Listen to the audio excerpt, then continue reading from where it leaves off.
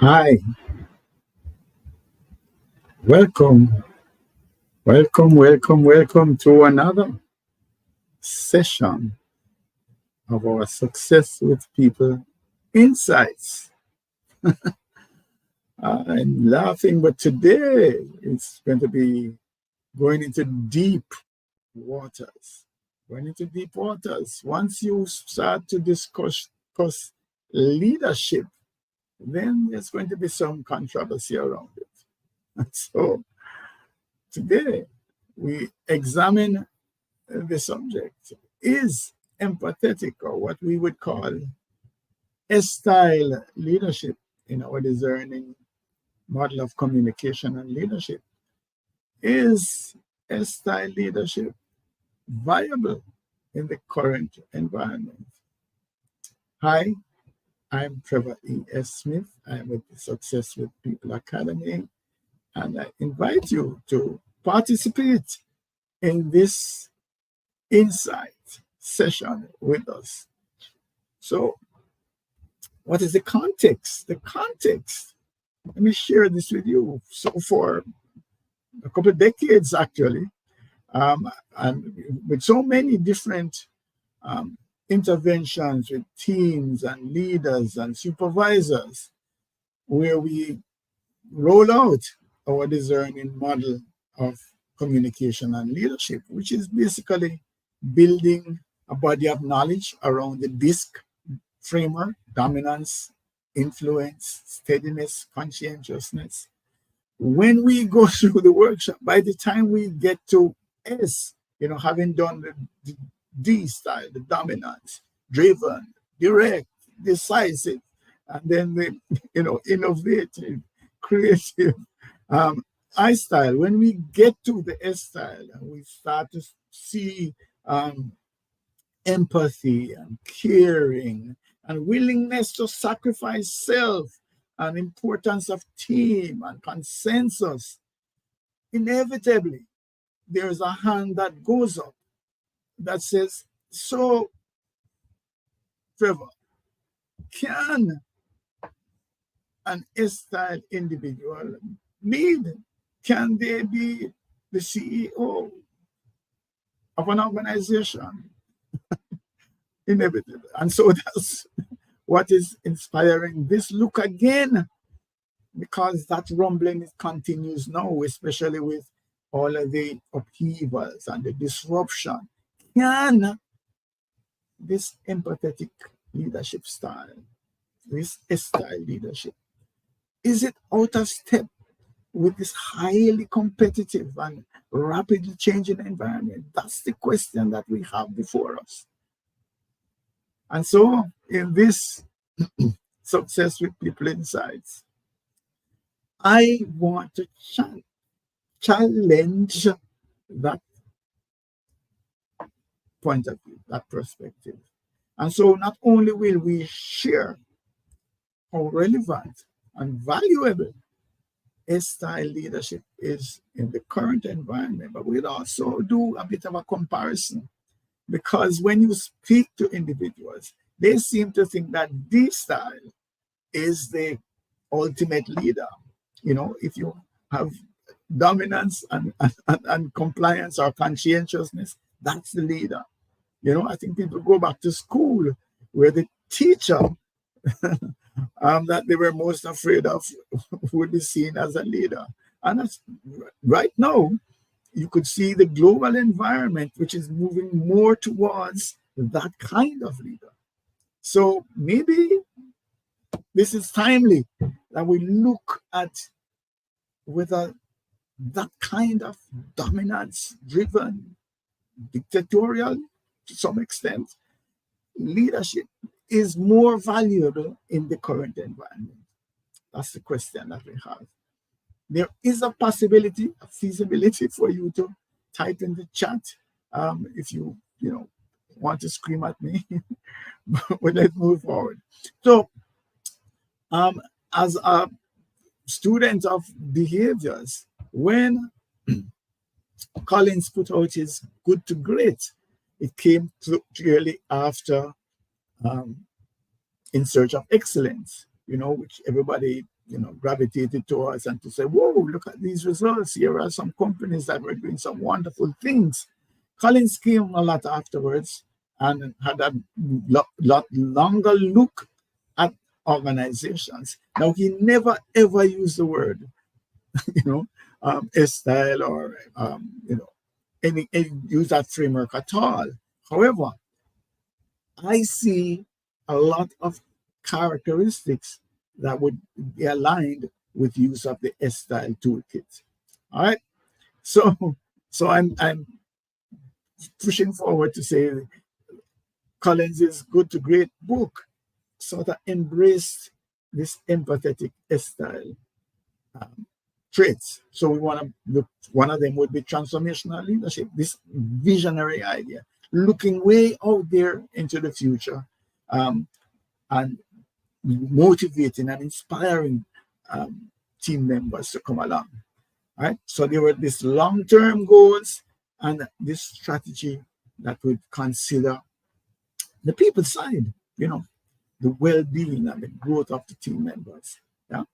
So also there would be controlled risk-taking, innovation, yes, because you needed to innovate as well, but it's not a quick fix,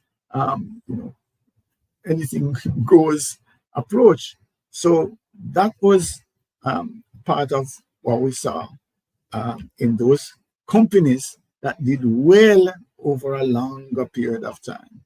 Then this concept that Collins raised up, the idea of level 5 leadership, which to me is a key understanding of how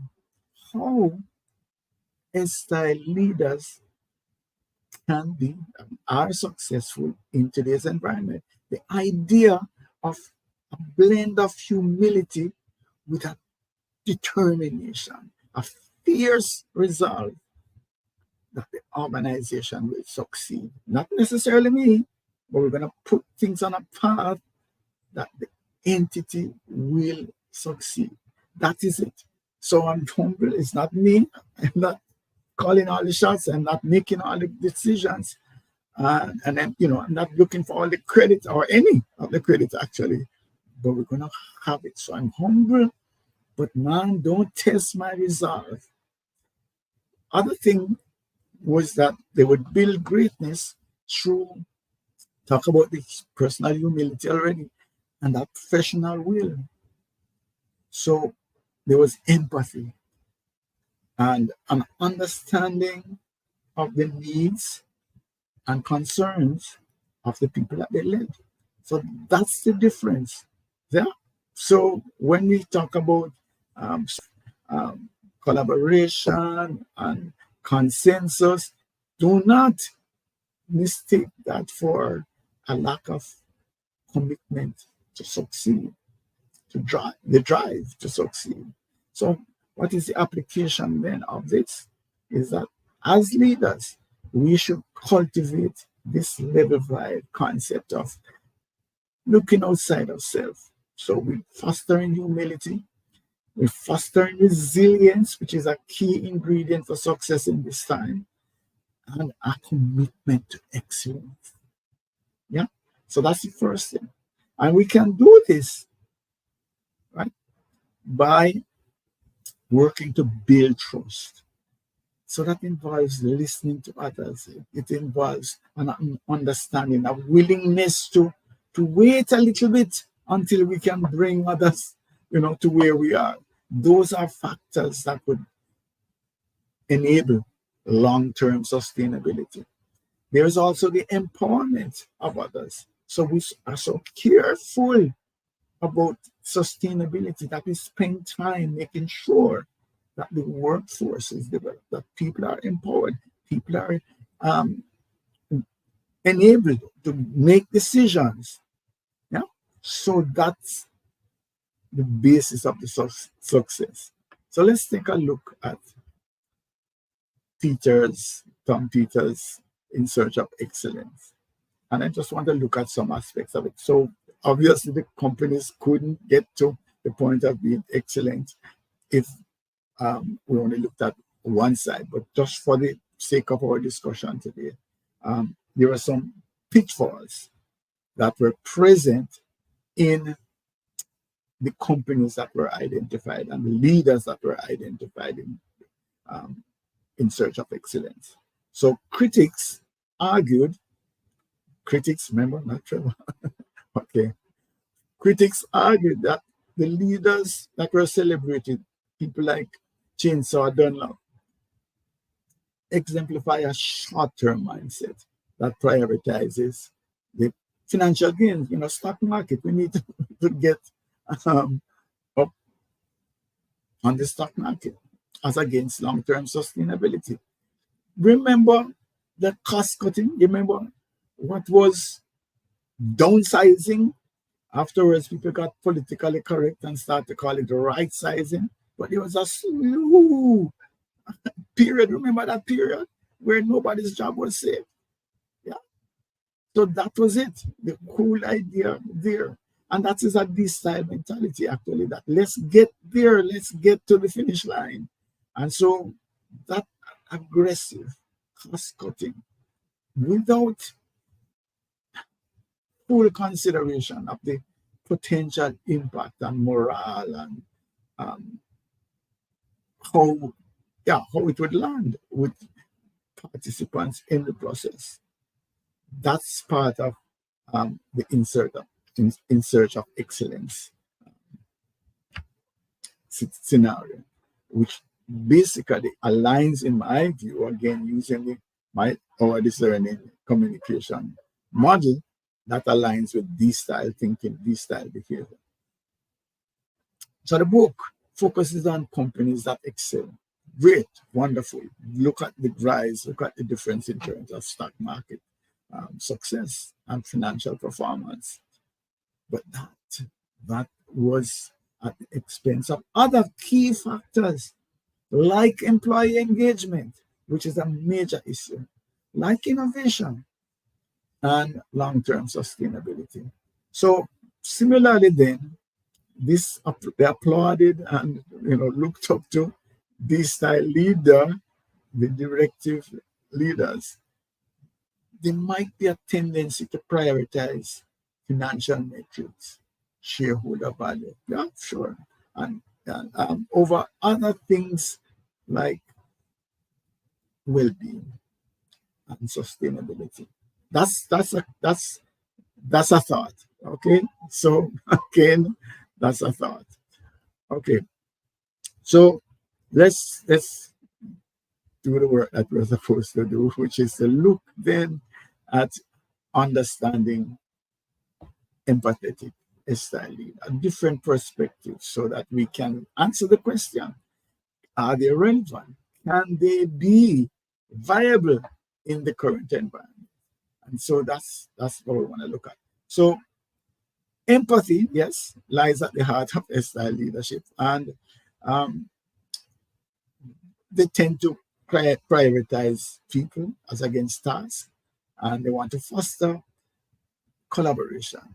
Let's have good, strong, dynamic teams. That's the whole idea. And so listening is key. Listening is key. Being able to stand in the shoes of their team members, trying to understand where they're coming from, understanding the needs of others, creating trust. And part of creating trust is to be transparent, yeah, and providing psychological safety for people. Those are some of the keys that are at the heart of style leadership. So here's the big question: is they're making a big impact at this time? Is that kind of mindset, that kind of leadership valued in these times? And in our work with sales people, we talk about handling objections, and we say one of the things is to reverse it. And that kind of empathetic approach, whereas you might say, hey, things are moving fast, and everything is disrupted. It is precisely for that reason why you need empathy. It is for that precise reason why you need leaders who are standing in the shoes of the team members. That's what it is. And style leaders cultivate environments where people feel seen, heard. I have a voice. I'm appreciated. I'm just not just a number.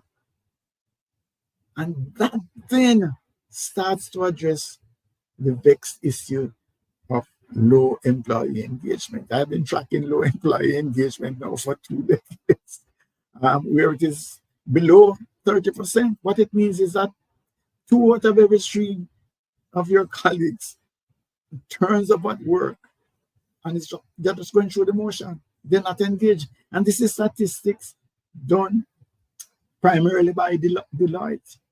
And they have been trying, how do we get people more engaged? And now, even after COVID, it's a lot worse. I would believe that you probably have 20% of persons who are engaged. So that's what we need right now. In the midst of this disruption and uncertainty and change, we need somebody who is there that you can come and talk to. We need to give people a sense of belonging. That's the key. That's why this type of leadership is so important, because people want to belong. People want to feel as if they're getting up in the morning and going somewhere where they're appreciated. And that they're not just going to get a memo to say that this department is no longer, right, done, went out. Yeah, okay. So when we contrast them, let us do this. And one of the things that we want to do, I'm going to look at 3 case studies, if you want, 3 scenarios where we compare the two so you could see the value. And let me jump ahead, say if you're going to leave me, I am not advocating one or the other. I am strongly suggesting that leaders should look at, when we talk about 4 basic bags of tools, 4 sets of behaviors that we use to lead or to navigate through life, and we should seek out the behaviors that best fit every situation. So you should be going into the 4 bags of tools, the 4 bags of behaviors at different times. I don't want a leader who is saying, okay, this is me, I'm dominant, and therefore that's the only set of behaviors I will use. That's not helpful. So I'm not going to compare to say, oh, we should choose S style against D style. I'm saying, hey, wake up. Nothing is wrong with S style. Yes, as a matter of fact, it is to be valued. And there are tools in each of the 4 toolkits: dominance, inducement, steadiness, conscientiousness, that we should use at the appropriate time. That's critical. All right, but for the answering the question, I need to just move ahead. So the empathetic S-style leadership, as we talked about, embodies collaboration and focus on people issues. The directive D-style leadership is more associated with results and the accomplishment of tasks. Right. When it comes to the issue of resilience, they both achieve resilience, but in different ways. The S-style relies on having a closely knit team, sacrificial commitment of team members. Those are some of the qualities that help S-style leadership to have that organization be more resilient. How we handle, how we go through tough times is how we hang together and we commit to making it happen, to get it through. That's how S-style leadership deals with resilience. D-style approaches resilience in another kind of way. We need to be swift. We need to be decisive. We need to move ahead of what's going to happen. So that's it. And of course, a bullheadedness set of determination. So the idea is, rather than be disrupted, let us disrupt. And so if we get ahead we can be resilient and we will survive. So two different approaches, not better, not worse, just different. All right. Okay. All right. So as I promised, I'm going to look at three scenarios. So I want to look at the different approaches to conflict management and look at the upside, the downside. A style approach to conflict could be to wait, so something else. Let me see how it's going to play out. Then they might, sort of get involved in terms of pulling somebody aside and trying to talk to them to see if they can mediate and sort the thing out.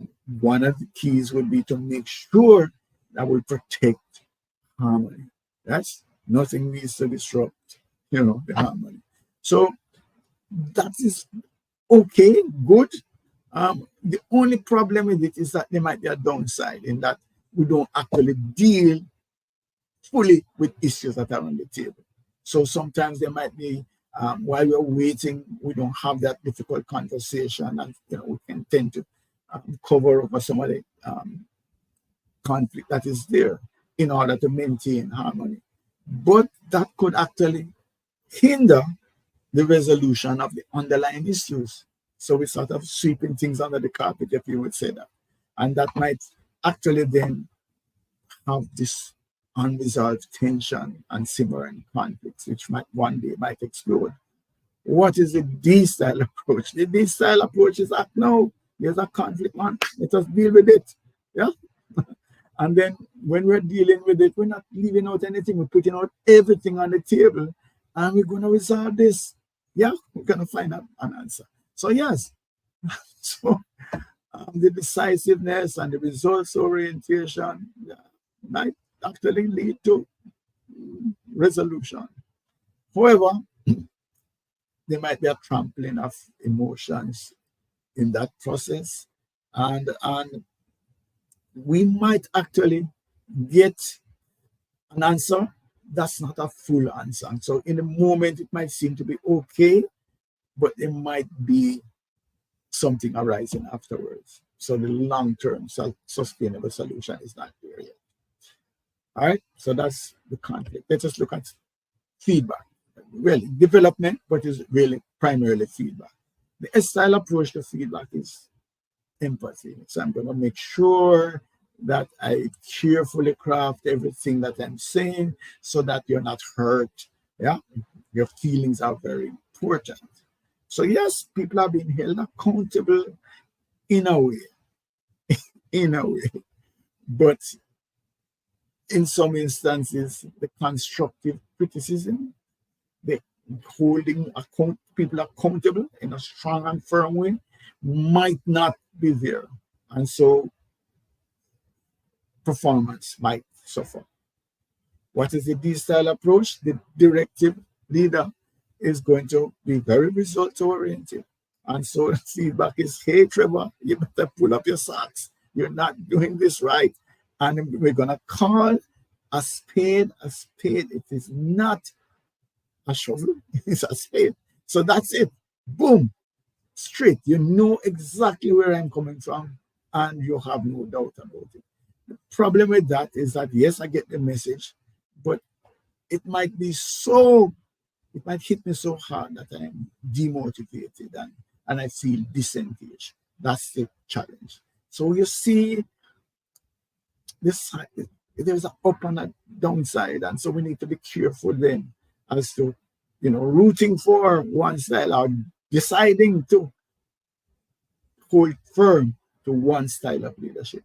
Go back to my suggestion, which is that we should be looking at pulling behaviors from all behavioral styles in order to make the right decisions every time. So what about innovation and creativity? Yes, doubting Thomas, the S-style leader can in fact and create a supportive environment for innovation and creativity. Yeah, they want to put some guardrails about it so it's not high risk. But one big problem might be that when you're in innovative territory and you're trying to create new things, It's not always going to be consensus. There are, so sometimes in order for the process to move forward, there's not enough time to pull everybody together, to have a meeting of the minds and to bring everybody into the same space. Sometimes you have to call it. And that's where the S-style individual has a problem, because the S-style thinking is, if I overlook Trevor's objection, am I saying he's not as smart as we are? But sometimes you have to move forward. And that's where the hard problem is with S-style leadership when it comes to innovation and creativity, is that unwillingness to call it, to say, yeah, I'm the leader and I'm taking the responsibility and I'm saying this is it. So this emphasis on collaboration and consensus is okay, but it could lead to indecisiveness or bringing the product to market, in which case you might lose the first mover advantage. All right. So does this style have a solution? Okay. Yeah, the this style has a solution in that they will call it. They will say, yeah, this is it. I'm going to back myself to make the right call. So I'm going to make the right call. Here is the downside with what we have with D-Style, is that the D-Style is interested, ready, keen to go to market. And so once they have something that is marketable, ready, then they are going to say, hey, let's move with this. Whereas others are saying, no, man, we can make a better mousetrap. Let us wait. And by the way, if you're in the tech sector, that's what people do now. They make an announcement, right? The product is not fully developed yet, but they make the announcement so that you know it's coming. So wait. That's what Microsoft says. I'm coming with this. Wait. Right? So that part of it is that while I'm trying to, bring the thing up, except the mousetrap, I'm alerting my customers to say I'm coming. But that's where the problem is that this time might actually shut down further innovation because of the need to go. Because if you go to market early, then stock prices are going to go up, and we go back to in search of excellence. Interesting stuff. All right. But what am I saying then? I'm saying that I need to find a balance. Yes. And my balance is not to, do a little bit of this, a little bit of that. What I'm suggesting is that we stop thinking about either or, and look at and. And my thing would be, let us look at the framework that we use. And you know how to use that. But the framework that we use is dominance, influence, steadiness. We are saying that we have these 4 bags of tools, these 4 sets of behaviors, many nuances in the things, but you classify them into dominance. You classify this type of behavior into influence. You classify this type of behavior into steadiness, and another set into conscientiousness. And I'm saying within each of these bags of nuanced behaviors, there is a behavior. There is a behavior that is appropriate for the given situation. What leaders must strive to do is to so open their minds, so put so much investment in understanding the framework that they are able to discipline themselves to go for the most appropriate behavior every time. That's a challenge, but that's where we want to go. Leadership is not a cakewalk. Leadership is difficult. All right. So we usually promise ourselves to get out of here within 30 to 35 minutes, within 35 minutes. So we're going to suggest that you look at what it is that I've been sharing, that we don't be caught up with one behavioral style, one behavioral approach, albeit that in some circumstances a certain kind of prioritized behavior is required. So let us not, if we are in diagnostics and so on, you definitely want to have leadership that leans heavily towards compliance, conscientiousness, system structure.